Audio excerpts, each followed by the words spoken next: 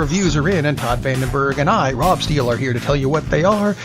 If you can put up with Todd using the phone because Comcast has decided that cable doesn't need to have internet today. Right? Because that makes sense. Which, that might make it a good thing that you watch the movies beforehand. Because I know one of the things you wanted to talk about. It does. You wanted to talk about this third season of Daredevil, which is a streaming thing. You can't go to a theater to see that. You can't. And I'm glad that I finished watching it earlier in the week, because it would be really tiny watching it on my phone. And it would cost me a lot of data if I did it that way too. So that too. So Daredevil season 3. Let's preface this by, we had talked last week about how Netflix has canceled Luke Cage, and and they also canceled Iron Fist, which thanks for canceling that. And then some stories had come out that some data companies doing some surveys, because Netflix never releases information, that the audiences had dropped bigly for both Iron Fist and Luke Cage, and that they'd actually dropped for Daredevil, and they'd actually dropped for all of the Marvel Netflix shows. But luckily, Daredevil had not dropped nearly as much as the others, proportionally, even though it had dropped. So Daredevil looks safe for now, which is good, because to me, Daredevil season 3 is the best season yet. And I really loved the first 2 seasons, but this is just amazing. It reintroduces Kingpin, which is great, because Kingpin is, to me, one of the best 3 Marvel villains in any of the various formats, in large part because Vincent D'Onofrio is just incredible. Agreed. And brings in a new villain, a guy who becomes Bullseye. It's hardly a spoiler alert, because if you just click on anything about Daredevil season 3, Bullseye comes up. So he gradually becomes Bullseye, which is very, very cool. I love the way they did that. The best thing about Daredevil season 3 to me is the fact that take away Daredevil. Take away all the superhero trappings. This would be a fantastic series to watch, just for the relationships between Matt Murdock and his friend Foggy and Karen. And then, of course, he's got conflict because guys don't like him, like Kingpin and the guy who becomes Bullseye. But just the character arcs are just incredible in this. And it's just such a well-written show and so well-performed. Like, seriously, if it wasn't a superhero show, I would watch this thing again anyway. Just because it's so well done. And you care so much about what happens to these characters. And then throw in, oh yeah, it's Daredevil. Daredevil, and has these amazing freaking fight scenes. Including, if you may not have heard about it, which is why you're listening to us, hopefully, a fight scene in a prison with Matt Murdock. Because he's not there as Daredevil. He's there as Foggy, but that's you'll get to that when you watch it. It's a storyline. An 11-minute fight scene in one cut. Oh my God. This is why Iron Fist didn't work. Because they set the bar so freaking high with Daredevil on some of these set pieces, these fight scenes, and they went above it again. Unbelievable. Just the level of artistry, seriously, in this sequence. And the series is full of it. And not full of it like I'm full of it, but full of excellence. Just can't recommend season 3 enough. It's just fantastic. And if any actor deserves to move from the small screen to the big screen, I had said on the show that was on earlier in the week, Charlie Cox really deserves to go. And man, that a Spider-Man Daredevil team up versus the Kingpin would be fantastic, because man, they've done that story I don't know how many times in the comics. Lots. Yeah, so that would be awesome, and it would introduce Charlie Cox to a bigger audience, which he really deserves, because he nails the character of Daredevil / Murdock like Tom Holland has named Spider-Man, or even better, like Robert Downey Jr. is Iron Man, like Chris Evans is Captain America. I mean, he is it. And, eventually someone else will replace him, because that's how things go. But man, he is perfect in that role. So can't recommend Daredevil 3 enough. Just an awesome show. I would like to apologize for my phone going off. I thought I had turned it off like you're supposed to do when you go into a theater. And if you were wondering, yes, that was the Babylon 5 doorbell. It's my message and so tone. Anyway, not the point. Yes, Daredevil 3. I have not finished it yet. I have started it, and I'm liking it. A lot more than what I reviewed this week, but I still liked what I reviewed this week, which is kind of weird. And I'm going to go back to the way I did it last week. So I did the birthday thing with Ralph Batsky because, yes, it's what, Friday? And I looked at IMDb and said, all right, whose birthday is today? And it was, we're on Nickelodeon, don't care. So I went back earlier in the week, and back on Tuesday was Sally Field's birthday. And if you're, it's the 6th of November if you're listening to it sometime other than what I would consider this week. So I said, what Sally Field movie can I do? Because she's done a lot of them, and I've seen nowhere near all of them. But there was one from 1989 that IMDb classifies as a comedy, drama, romance, and not the kind of thing we have ever reviewed on this show before. But I remember Steel Magnolias. I have seen this a couple times because I have, let's see, 89. I've had girlfriends back then. I've got a wife now, and every so often I have to sit through movies like this. Steel Magnolias, a spectacular cast to start with, because you got Sally Field, Dolly Parton, yeah, okay, fine, Shirley MacLaine, Daryl Hannah, Olympia Dukakis, Julia Roberts, Tom Skerritt. Yes, there are men in the movie. Sam Shepard, Dylan McDermott, just a stellar cast. My one complaint with the movie, to me, and this is just to me, I'm sure a lot of people love it, but to me the storyline was rather dull and kind of boring. What made up for it, though, was the acting in the movie and, frankly, the quips. Because they're all through the... If the way I looked at this movie, and you kind of have to, think of it as kind of like an hour and a half long Golden Girls episode, only there's 6 of them, and they're all Blanche. You've seen the movie. Am I wrong? I don't think you're right. I don't think I am. I mean, there's some of the wonderful things that they've said in this movie when they're talking about other people they don't like. One of my favorite lines in this was, let's see, what was it? The nicest thing I can say about her is that all her tattoos are spelled correctly. I'm like, oh, geez, wow. Which is a tribute to the tattoo artist, not her, really. No. It is. I think at the end of the movie, one of them dies. There's a spoiler.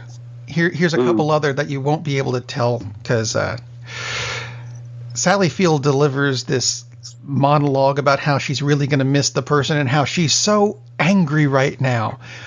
Mm-hmm. And Olympia Dukakis grabs Shirley MacLaine and goes, "You want to hit something? Here, hit this," and holds up Shirley MacLaine. And I'm like, Jesus. I know she's been kind of an unlikable character through the whole thing, but kind of. Damn. Yeah. You remember that description I gave you from the forthcoming book that's coming? I wanted to use that word, but I can't because this is a family show. That's you can't. But she is. Yeah, she is. I thought it was a good movie and worth seeing. Not for the storyline, but for guys who look at this and go, "That's a chick flick." Yes, it is, but you know what? It's still kind of fun to watch. It's really fun to watch. There's tons of good stuff, and the storyline it could have been more plot, I guess, but I don't. To me, that's not the point of the movie. The point is, like you said, it's the interaction of those characters, and what a fun movie, and it makes me happy just to think of armadillo cakes. Oh my God, it's a great movie. It is. Hopefully one that they don't remake next year because it's its 30th anniversary. Oh no! Because that would kind of weird. It would be, wouldn't it? Yeah. Don't do But that. Just seriously, release it. this is a really, really good movie. And we don't do enough reviews of movies like that, which is a shame, and maybe we'll change that. So, but yeah, that's still Magnolias is great. Absolutely. And all the characters in it are now as old as the director of the movie that you're going to review to end the show? Question mark ish. Well, they're not quite that old. Not the best segue, but it's best I can come up with at the moment. He is dead. There's an interesting, very interesting experiment, I guess you'd say, on Netflix called The Other Side of the Wind. It is Orson Welles. Now it's Orson Welles' last film. He was working on this movie in the 70s, like from 1970 through 75 at least. And because Orson Welles had problems finishing films at times. Sometimes because of himself, usually because of studio interference, and at times because of money. And in this case, it was money. It's a very strange film because it's about a movie director who's basically been in exile by choice over in Europe for a few decades, comes back to Hollywood, tries to get financing to finish his last film. So basically, it's Orson telling the story of what he's going through as he's making this movie, which is really, really weird. Although he claimed it wasn't autobiographical, which is like, sure. It was a feature telling of Roman Polanski. Yeah. I'm kidding. I hope. It is definitely not. It is not. It's definitely a very strange film, though, because the film he's making within the film, which is also called The Other Side of the Wind, is an art house European style road movie, and it's about the relationship between a young guy and this extremely attractive young lady that he picks up, who is nude in, I would say, probably 3/4 of her scenes in the movie within the movie, which is also weird because it's Orson Welles'.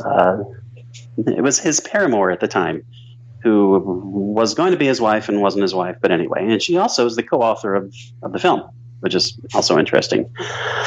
So you get this weird art house film that really doesn't work. And Wells said that it was really kind of more of a parody of the European art house film style, which works that way because it's not good. It's pretty much sucks. But the problem is you spend a lot of time, like a third of the movie, watching this happen. It's like, ugh. The part that works, though, is the bigger piece, which is about the film director who comes back from exile, played by John Huston, who, of course, was a great film director, and about Orson's age. And Huston and Wells were great friends. Huston is the one part of the whole thing that works because he's terrific. He is absolutely terrific. He is actually filming this mostly before, but also somewhat after he was in Chinatown. So if you haven't seen Chinatown, and go watch that. Like, stop listening and pull it up and watch it, and then come back in a couple hours. Click pause, and come back to us. But yes, yeah, Huston was a great, one of the best directors ever, and also a great actor. So he's fantastic in this movie. Tons of directors from that time period are in the movie. Peter Bogdanovich is like the other main character who was a confidant, a protege of Wells. Not a very good actor, unfortunately. That's part of the problem with the movie is most of the people in the movie, I'd say several of the people in the movie aren't actors. Part of the fun part, though, is some of the actors that do show up a couple of them were with Wells from the days of Mercury Theater in the 30s. And it's cool to see them pop up in this movie. And they are very good. It's worth watching just for the experience. I wouldn't say it's a good movie. Sadly, it's not a great movie because, again, too much of the time is devoted to what Wells intended to be a bad parody. Not a bad parody, but a parody of bad Euro films. And it's hard to watch, frankly, because it sucks. But it's supposed to. But so much, to me, that was just a mistake, devoting so much time to it. Now, the other problem comes in, how much time would Wells have devoted this? Because apparently he's filmed like over 100 hours. Now, this was put together by Peter Bogdanovich, among other people, who wanted to complete his work. And there was a rough cut that existed but it was also a rough cut that was done by his director of photography, not by Wells. And since my internet is down, I don't have access to it right now. There's a companion documentary on Netflix about the making of this film, which is much more enjoyable than the film itself, because it has lots of background information about the film, lots of interviews with Wells. That is fascinating. Absolutely fascinating. Other Side of the Wind, watch it, but be prepared to just see something just for the fact, okay, that was cool, but as in this part of the movie was cool, but the rest of it was just kind of like, eh. But the documentary is terrific, and it's by the same gentleman who did the recent documentary about excuse me, about now I'm blanking out, the children's show. Mr. Rogers? Mr. Rogers, yes, thank you very much. Won't You Be My Neighbor? The director of the documentary, Won't You Be My Neighbor? So the documentary is awesome. The Other Side of the Wind is good, but extremely uneven, which sadly kind of fits in with some of Wells's work. But so, yeah, I recommend both, but probably do watch the documentary first, actually. That's what other reviewers had recommended, and I went the other way, which, not that it was a problem, but it does help to see the documentary first, I think. So, Other Side of the Wind, that's worth watching. The documentary, you definitely want to watch the documentary. Oh, They'll Love Me When I'm Dead, I believe is the name of the documentary. So, both on Netflix for the majority of the world that has Netflix, and then, of course, there are a few of us who don't. Comcast. Damn it. But anyway. So worth watching. So let's see. We've got, Daredevil? Go see in your living room. Steel Magnolias. Go see in your living room. I believe it is also on Netflix. And The Other Side of the Wind, which... see the documentary first and make up your own mind. First. Yeah, and if you're a film buff, you'll enjoy it. If you're not, if you just you like movies because you want to be entertained, honestly, you probably don't want to see The Other Side of the Wind. Stick with Steel Magnolias. Absolutely, stick with Steel Magnolias, because that's a great movie. See, Other Side of the Wind is interesting for film buffs. So that leads us quite nicely into the closing line of the show. Hey, go see a movie.